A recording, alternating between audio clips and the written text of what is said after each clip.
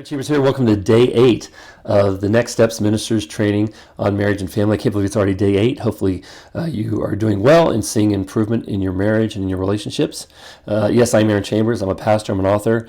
I'm a life coach and a marriage coach. I'm also the director of marriage and family for the Christian Church Leadership Network. And if you'll give me 30 minutes over the next few days, I will give you back a more extraordinary marriage. Okay, as I think about extraordinary marriages, over the next few days, I'm going to talk about 3 important things.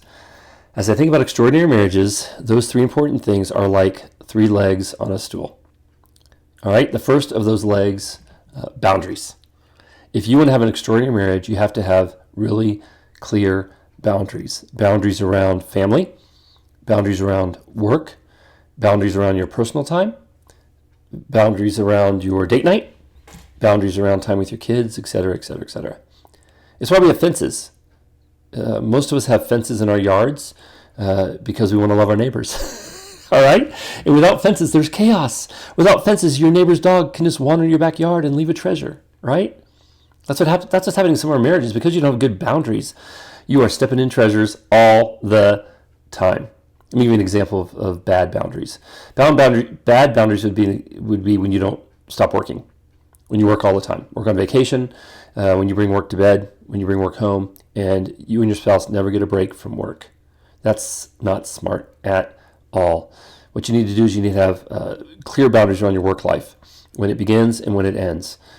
Turn your phone off. Don't check your email. Make sure that your family and your spouse are getting time, your best time, and time when you're not at work or checking emails or whatever. You don't work in bed. You need to have good boundaries around that. You don't work in bed. Bed is for connecting, it's for conversation, for chatting, for growing together in every way possible.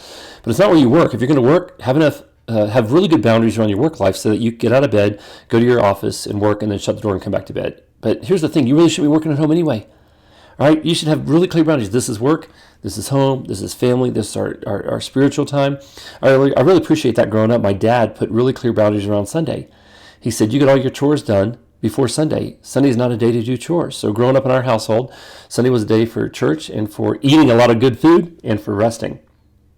Boundaries are crucially important. So as far as evaluation go, I want you to evaluate personally how you think you're doing in regards to boundaries. Scale from 1 to 10. I want you to ask your spouse, how are we doing in regard to our boundaries? And then for your next steps, I want you and your spouse to sit down.